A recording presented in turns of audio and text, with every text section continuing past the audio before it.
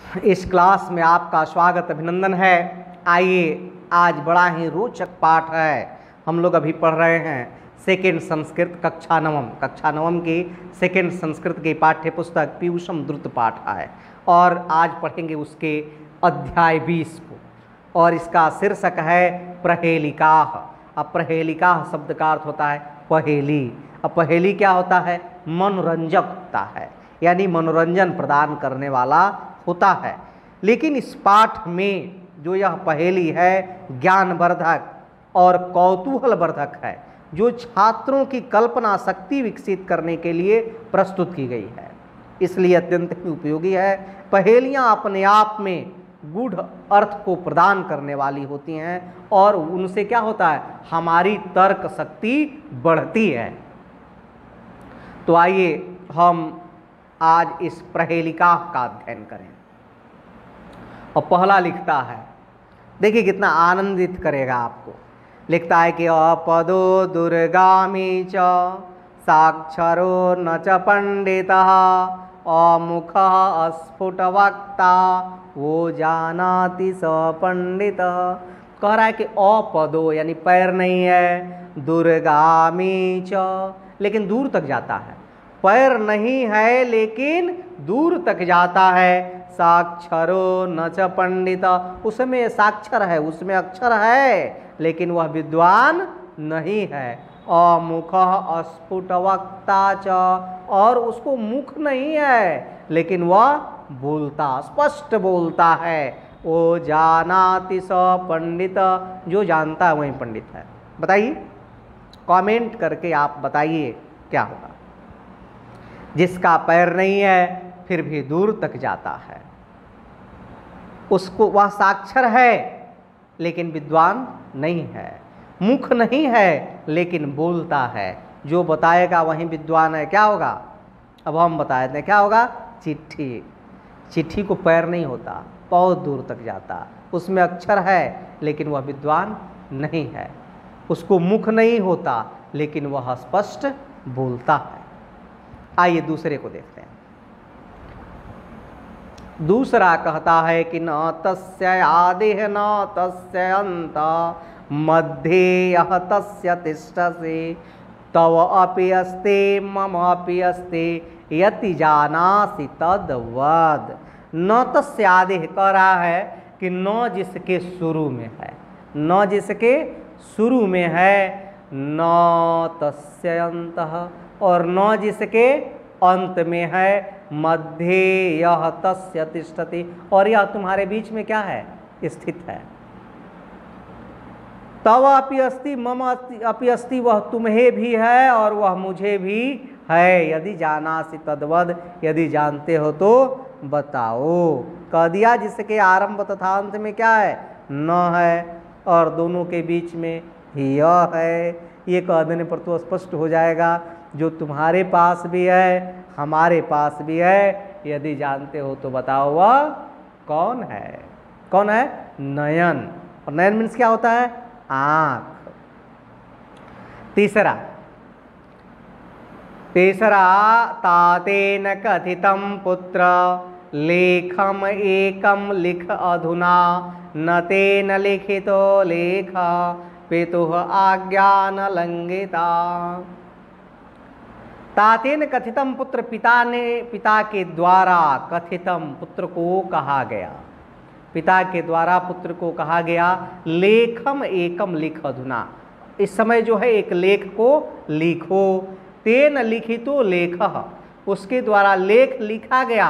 पितुः आज्ञा न लंघिता, न तेन लिखितो लेखः, उसके द्वारा लेख नहीं लिखा गया और पिता की आज्ञा का उल्लंघन भी नहीं किया गया। तो क्या किया बताओ तो? पिता के द्वारा पुत्र से कहा गया कि एक लेख इस समय लिखो, उसके द्वारा लेख को नहीं लिखा गया और पिता की आज्ञा का उल्लंघन भी नहीं किया गया। तो उसने पूरा लेख जो है जिस विषय वस्तु पर था वो नहीं लिखा, खाली का लिख दिया, ले लिख के ख लिख दिया, लेख लिख दिया। तो ऐसे लेख थोड़ी होता है, ये तो खाली लेख जो है एक शब्द हो गया। ऐसे उसने लेख लिख दिया जिसके कारण पिता की आज्ञा का उल्लंघन भी नहीं हुआ और उसने लेख लिखा भी नहीं। आगे चौथा देखते हैं। चौथा कहता है कि कृष्ण आनन आन मार जारी द्वे जिह्वा न च सर्पिणी पंच भर्त्रे न पांचाली यो जानाति स पंडित। कह रहा है कि कृष्ण आनना न मार जारी। कृष्ण आनन माने मुख होता है, मुख काला है लेकिन वह बिल्ली नहीं है। द्विजिह्वा न च सर्पिणी, उसको दो जीभ है लेकिन वो सांप नहीं है। पंच भर्त्रे न पांचाली, इसके भी 5 पति हैं लेकिन यह पांचाली अर्थात द्रौपदी नहीं है। यो जानाति स पंडित, जो जानता है वही विद्वान है। बताइए, मुंह काला है लेकिन बिल्ली नहीं है, 2 जीभ है लेकिन सांप नहीं है, 5 पति हैं लेकिन द्रौपदी नहीं है, वह कौन है? कौन हो जाएगा? लेखनी। क्या हो जाएगा? लेखनी। लेखनी माने कलम। और पहले हम लोगों के यहाँ चलता था नीब पिन वाला पेन, उसी पेन का वर्णन यहाँ किया है। उसका मुंह क्या होता था? उस स्याही के कारण काला होता था और उसमें 2 जीभ होता था, एक जो है ऊपर स्टील का लगा होता था और नीचे जो है लकड़ी का लगा होता था, द्विजिह्वा होता था। अब 5 पति हो गए उसके, 5 हो जाता था। कैप हो गया, उपेन हो गया, उसका कैप हो गया, स्याही हो गया, निपिन हो गया, 5 हो गया। तो उसके भी 5 पति होते थे लेकिन वो द्रौपदी नहीं है। तो इसका सही उत्तर क्या हो गया? लेखनी या कलम, या अंग्रेजी में समझते हैं तो पेन। 5वां देखते हैं। 5वां पहेली एकदम आनंददायक है। लिखता है कि वृक्षाग्रवासेन च पक्षिराजः त्रिनेत्रधारेण च शूलपाणिः त्वगवस्त्रधारेण च सिद्धयोगी जलं च बिभ्रन् घटो न मेघः। कह दिया वृक्षाग्रवासी न च पक्षी राजा, पेड़ के ऊपर रहता है लेकिन वह पक्षियों का राजा गरुड़ नहीं है। वृक्षाग्रवासी न च पक्षी राजा, पेड़ के ऊपर रहता है लेकिन वह पक्षियों का राजा गरुड़ नहीं है। पक्षीराज, पक्षीराज कहने का अर्थ हो गया पक्षियों का राजा, और पक्षियों का राजा कौन है? गरुड़ है। तो पेड़ के ऊपर रहता है लेकिन वह गरुड़ नहीं है।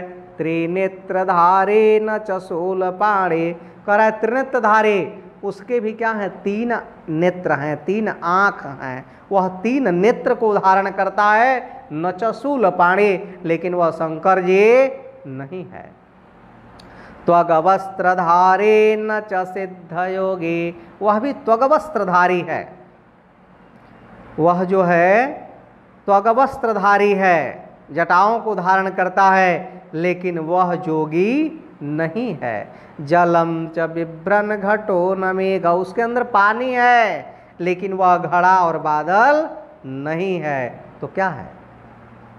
बताएंगे? एक बार पुनः हिंदी को बता देते हैं, आप बताएं, बताइए।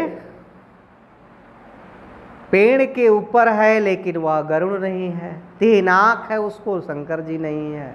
जटा है उसको लेकिन वह जोगी नहीं है। उसके अंदर जल है, वह घड़ा या मेघ नहीं है। तो क्या है? क्या भाई? नारियल। क्या है? नारियल। और संस्कृत में इसका उत्तर देना होगा तो क्या लिख देंगे? नारिकेलम। नहीं, नारिकेलम मीन्स क्या हो जाता है? नारियल हो जाता। आइए अब अगला देखते हैं। 6ठा लिखता है कि वृक्षाग्रवासेन च पक्षिराजः तृणं च शय्यान च राजयोगी सुवर्णकायो न च हेमदातो पुंसश्च नाम्ना न च राजपुत्रः। ओम वृक्षाग्रवासी न च पक्षिराजा, कह रहा है कि यो पेड़ के ऊपर रहता है लेकिन पक्षियों का राजा गरुड़ नहीं है। तृणम च शय्यान च राजयोगी, तृणम घास के बिछावन पर सोता है लेकिन यह योगी नहीं है। सुवर्णकायो न च हेमदातु, इसका शरीर जो है सोने के रंग का है लेकिन यह सोना नहीं है। अपुंसश्च नाम्ना न च राजपुत्र, इसका जो है ये पुरुष जैसा है, ठीक है, पुरुष का ही इसका भी नाम है लेकिन यह राजा का पुत्र नहीं है। बताइए, पेड़ के ऊपर रहता है लेकिन पक्षियों का राजा गरुड़ नहीं है, घास के बिछावन पर सोता है लेकिन योगी नहीं है, सोने जैसा शरीर है लेकिन सोना नहीं है, पुरुष जैसा नाम है लेकिन राजा का पुत्र नहीं है, तो कौन है? क्या उत्तर हो जाएगा? वानरः। क्या होगा? वानरः, वानर, बंदर। आगे देखते हैं 7वां। और 7वां कहता है कि नर नारी समुत्पन्ना सा स्त्री देह विवर्जिता अमुखी कुरुते शब्दम जात मात्रा विनश्यति। कह रहा है नर नारी समुत्पन्ना, नर और नारी से उत्पन्न, नर और नारी से उत्पन्न यानी पुरुष और स्त्री को जन्म दे करके वह स्त्री शरीर का त्याग कर देती है। नर नारी समुत्पन्ना सा स्त्री देह विवर्जिता, नर नारी को उत्पन्न करके वह स्त्री अपने शरीर का त्याग कर देती है। यानी बच्चा बच्ची को जन्म दे करके वह स्त्री अपने शरीर का क्या करती है? त्याग कर देती है। अमुखी कुरुते शब्द, उसके पास मुख नहीं है लेकिन वह शब्द करती है। जात मात्रा विनश्यति, और उसकी जाति का क्या हो जाता है? नाश हो जाता है। बताइए, पुरुष एवं स्त्री को जन्म दे करके वह स्त्री शरीर का त्याग कर देती है, मुंह के बिना शब्द करती है और जन्म देने के बाद नष्ट हो जाती है। यह क्या है? और यह है केकड़ा। क्या है? केकड़ा। केकड़ा को देखे होंगे आप, बहुत सारा बच्चा जो है उसके पेट में होता है, लेकिन वो इतना बचवा जब बढ़ने लगता है तो केकड़ा जगह जब वो खुलेगा ना ढक्कन तो सब बच्चा गिजिर बिजिर जो है बाहर निकल जाता है और वो केकड़ा जो है वही मर जाता है। तो वह एक मादा केकड़ा होती है और उसमें जो जन्म लेने वाले हैं वह नर और मादा दोनों केकड़ा के बच्चे हैं। वही लिखा है कि नर नारी समुत्पन्ना सा स्त्री देह विवर्जिता, नर नारी को उत्पन्न करके वह स्त्री अपने शरीर का त्याग कर देती है, मुख नहीं होने पर भी शब्द करती है और उसकी जाति का ही क्या, उसकी माँ का विनाश हो जाता है। और इसका उत्तर हो गया केकड़ा।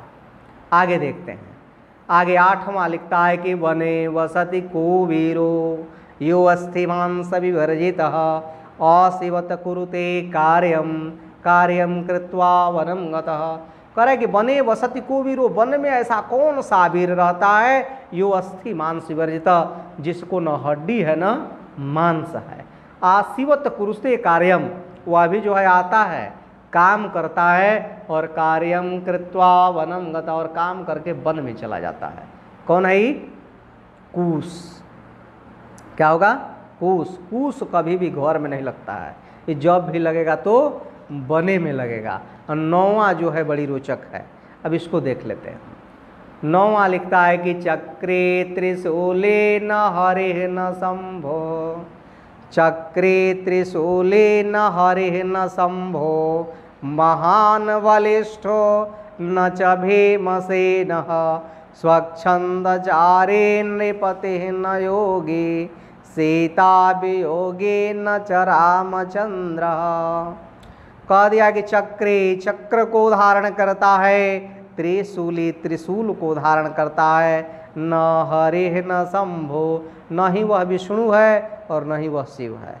विष्णु भगवान चक्र को धारण करते हैं और भगवान शंकर त्रिशूल को धारण करते हैं। कहता है कि चक्र त्रिशूल को धारण करता है लेकिन विष्णु और शंकर नहीं है। महान बलिष्ठो न च भीमसेन, बहुत बलवान है लेकिन यह भीम नहीं है।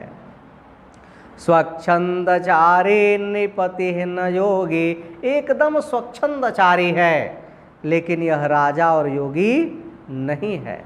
सीता वियोगे न च रामचंद्र, यह सीता वियोगी है लेकिन राम नहीं है। आइए अब इसको भी समझा दिया, आप बताएं।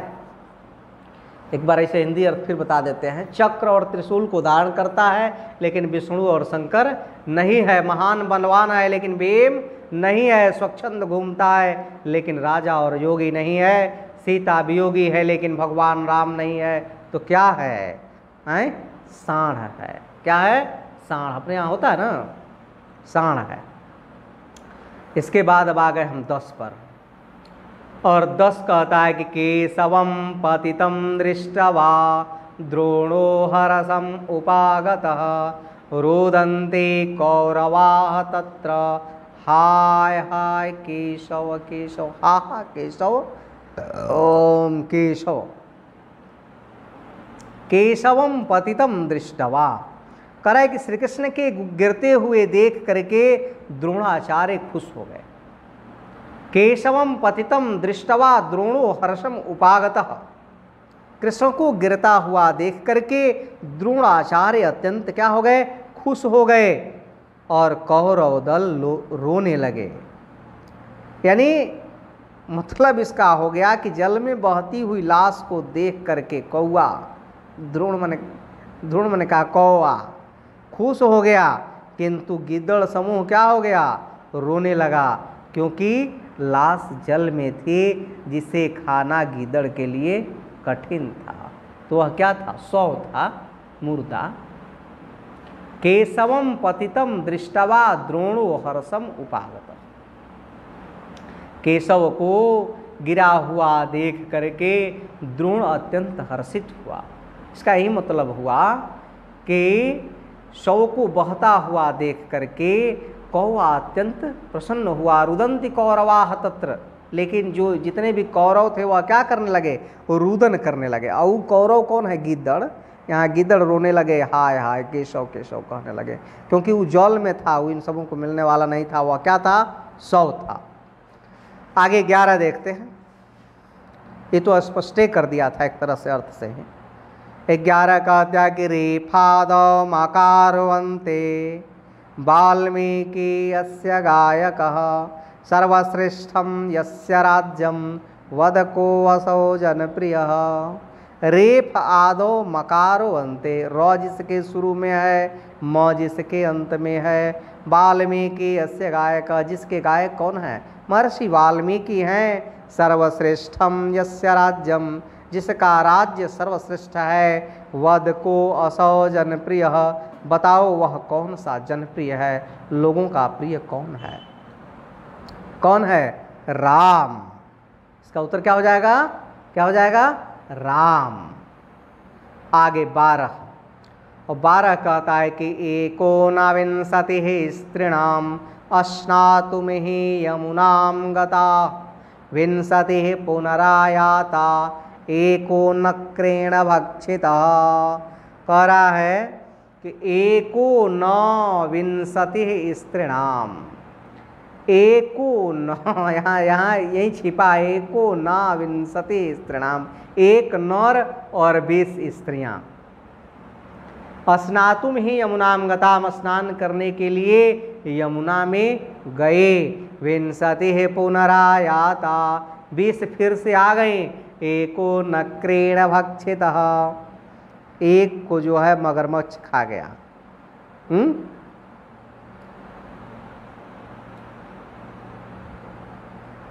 क्या मतलब हो गया, एकोनविंशति स्त्रीणाम स्नातुम ही यमुनाम गताः विंशतिः पुनरायाता एको नक्रेण भक्षितः।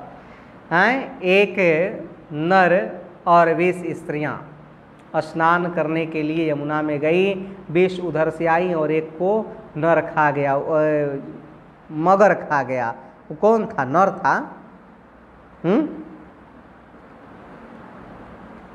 लेकिन यहाँ ऐसे नहीं हो जाएगा। एकोनविंशति का ऐसे अर्थ होता 19, यानी 19 स्त्रियां और एक नर मिला के कुल 20 हुए, और 20 स्नान करने के लिए यमुना में गए और 20 उधर से आ गए। तो किसको मगरमच्छ खा गया, किसी को भी नहीं, किसी को भी नहीं। आगे 13 देखते हैं। शस्त्रम न खलो नेष्यामि इति उक्त्वा रणे गतः तदेव शास्त्रं कृतवान् स्वप्राणं च रक्षसः। कह रहा है कि शस्त्रम न खलो नेष्यामि, कोई वीर था वह यह कह करके युद्ध करने गया कि निश्चित रूप से वह शस्त्र नहीं ले जाऊंगा। इति उक्त्वा रणे गतः, शस्त्रम न खलु नेष्यामि इति उक्त्वा रणे गतः, शस्त्र को नहीं ले जाऊंगा यह कह करके वह युद्ध क्षेत्र में गया। मैंने शस्त्र मैं नहीं उठाऊंगा, ई कह के उस युद्ध क्षेत्र में गया। तदेव शस्त्रम कृतवान, लेकिन वहीं पर उसने शस्त्र को उत्पन्न कर लिया। स्वप्राणम च रक्षस, और उसी से वह अपने प्राणों की रक्षा किया। ये क्या है? नख है, नाखून है। तदेव शस्त्रम कृतवान, वहीं पर अपने शस्त्र को उत्पन्न कर लिया और उसी से अपने प्राणों की रक्षा किया। वह क्या है? नख है। नख मीन्स क्या होता है? नाखून, जो आपके उंगली के आगे होता है। आगे लिखा 14वां कि स्नेहम ददाति यो मह्यम नित्यम तस्मै ददाम्यहम ज्योतिः पदार्थ ज्ञानार्थम को अहम वदतु सांप्रतम। कह रहा है कि स्नेहम ददाति यो मह्यम, जो मुझे क्या देता है? स्नेह देता है, प्रेम देता है। अनित्यम तस्मै ददाम्यहम, और प्रतिदिन मैं भी उसे प्रदान करता हूँ, मैं भी देता हूँ। ओम ज्योतिः पदार्थ ज्ञानार्थम, वह प्रकाश ज्योति देता है जिससे पद के अर्थ का ज्ञान होता है। और लेकिन पूछता है कि को अहम वदतु सांप्रतम, बताओ मैं कौन हूँ? तो कौन है? दीपक है। स्नेहम ददाति यो मह्यम, जो मुझे स्नेह देता है। नित्यम तस्मै ददाम्यहम, मैं भी उसको क्या देता हूँ? तेल देता हूँ। और वह प्रकाश देता है जिससे हमें पदार्थ का ज्ञान होता है। अब पूछ रहा है कि को अहम वदतु, मैं कौन हूँ बताओ? तो क्या बता देंगे हम? दीपक। आगे 15 कहता है कि त्रिनेत्रो अपि शिवो नस्मि घटो नयस्मि जलान्वितः कुर्चस्म श्रूयुतो नित्यम नरो नयस्मि ब्रवीतु माम। कह रहा है कि त्रिनेत्रो अपि शिवो नस्मि, 3 आँख है हमको, लेकिन मैं भगवान शिव नहीं हूँ। घटो नयस्मि जलान्वितः, मेरे अंदर जल है लेकिन मैं घड़ा नहीं हूँ। कुर्चस्म श्रूयतो नित्यम, मेरे ऊपर भी क्या है? कुर्च है। नरो नयस्मि ब्रवीतु माम, लेकिन मैं नर नहीं हूँ। आप बताओ मैं क्या हूँ? तो वहीं पहले वाला उत्तर होगा, क्या हो जाएगा? नारिकेलम, यानी नारियल। 16 कहता है कि दंतैः हीनः शिला भक्षी, दांत नहीं है लेकिन पत्थर को खा जाता। कहता है कि दंतैः हीनः शिला भक्षी निर्जीवो बहुभाषक, दांत नहीं है लेकिन पत्थर को खा जाता हूँ, निर्जीव हूँ फिर भी बहुत बोलता हूँ। गुणस्योतिः समृद्धो अपि परपादेन गच्छति, मैं इतना गुणवान हूँ कि मैं समृद्ध लोगों के साथ रहता हूँ। अब परपादेन गच्छति, और दूसरे के पैर से चलता हूँ। कौन है? जूता, पादुका, है ना। दंतय है ही ना, उसको दांत नहीं है लेकिन रोज चलने से पत्थर को भी घिसा देता है। निर्जीव है लेकिन चलने पर कड़क की आवाज़ होती है। समृद्ध लोगों के साथ रखता है और दूसरों के पैर से चलता है। 17वां कह रहा है कि यानस्य अंगम हरेह शस्त्रम चिन्हम भारत भूपते चलंतम वर्तुलाकारम यो जानाति स पंडितः। कह रहा है कि यानस्य अंगम, मैं जो है, यान माने होता है गाड़ी, मैं गाड़ी का क्या हूँ? अंग हूँ। हरेह शस्त्रम, और भगवान का जो है शस्त्र हूँ। चिन्हम भारत भूपते, और मैं भारत के राजा का चिन्ह हूँ। चलंतम वर्तुलाकारम, चलता हूँ मैं, कैसे चलता हूँ? वर्तुलाकार यानी गोल गोल चलता हूँ। यो जानाति स पंडित, जो जानता है वही पंडित है, वही विद्वान है। तो वह क्या है? पहिया है। क्या है? पहिया, चक्र। आगे 18, 20 ठो है, 2-3 ठो और रह गया है। 18 कहता है कि मेघ श्यामो अस्मि नो कृष्णो, मेघ श्यामो अस्मि नो कृष्णो महाकायो न पर्वतः वलिष्ठो अस्मि च भीमो अस्मि को अस्मि अहम नासिकाकारः। मेघ श्यामो अस्मि नो कृष्णो, कह रहा है कि मैं श्याम वर्ण का हूँ लेकिन कृष्ण नहीं हूँ। महाकायो न पर्वत, मेरा शरीर बहुत विशाल है लेकिन मैं पहाड़ नहीं हूँ। वलिष्ठो अस्मि च भीमो अस्मि, कह रहा है कि मैं बहुत बलवान हूँ लेकिन भीम नहीं हूँ। को अस्मि अहम नासिकाकार, नासिका के आकार का मैं कौन हूँ। कौन है वह? हाथी। गज, गजा मीन्स क्या हो जाएगा? हाथी। अब 19 देख लेते हैं।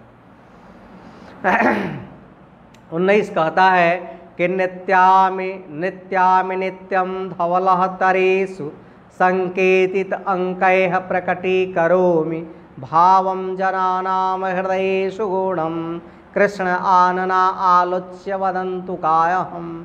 कह रहा है कि नित्यामि नित्यम धवलाः तरेषु, मैं नृत्य करता हूँ।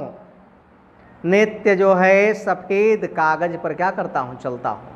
नित्यामि नित्यम धवलाः तरेषु, मैं प्रतिदिन, नित्यम माने यहाँ नित्य लिखा ना, प्रतिदिन धवल तरेषु नित्यामि, धवल पत्र पर, धवल कागज पर क्या करता हूँ? नित्य करता हूँ, चलता हूँ।